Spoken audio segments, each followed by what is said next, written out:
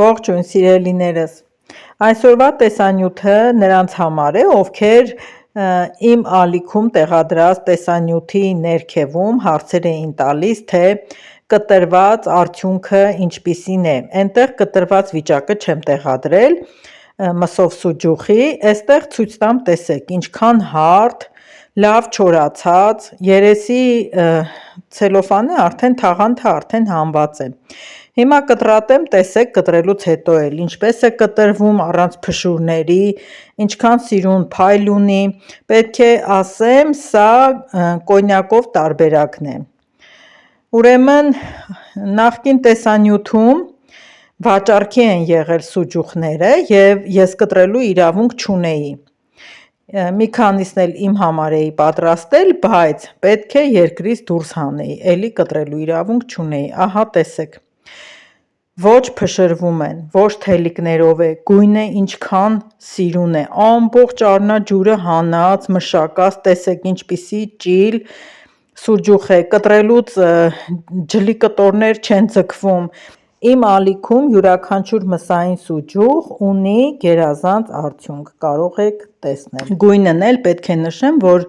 նիտրիտնի աղով եմ արել, դրա համար գույնը ավելի բաց է, պահպանվել է մսի գույնը։ Հիմա բաստուրման կտրեմ, շատ համեղ է,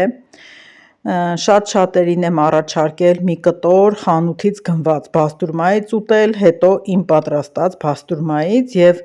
չեք պատկերացնի, թե ինչքան տարբերություն կա և դա ակնհայտ է թե տեսքից, թե համից։ Այստեղ պատահական կտոր եմ վերցրել բաստուրման կտրելու, որպեսզի ձեզ ցույց տամ։ Բնականաբար բդի կտոր է և հնարավոր է արանքում մի փոքր թաղաթել անցնի, տեսեք ինչքան հեշտ է կտրվում։ Երկու տարբերակն էլ շատ լավ է ստացվել, նախկին պատրաստած տեսանյութերի հղումները կտեղադրեմ այս տեսանյութի ներքևում, կնշեմ նրանց, ովքեր ուզում էին կտրած վիճակում տեսնել։ Ներկայացնեմ այն աղը, որը օգտագործել եմ բաստուրմայի և մսի սուջուխի համար, այն օգտագործվում է միայն ապուխտները պատրաստելու արտադրանքի մեջ։ 1 կգ մսի համար օգտագործվում է 10-ից 20 գրամ չափաքանակ, ապահովում է մսի արտադրանքի բաց գույնը, երկարացնում է պահպանման ժամկետը, կանխում է ճարպերի օքսիդացումը,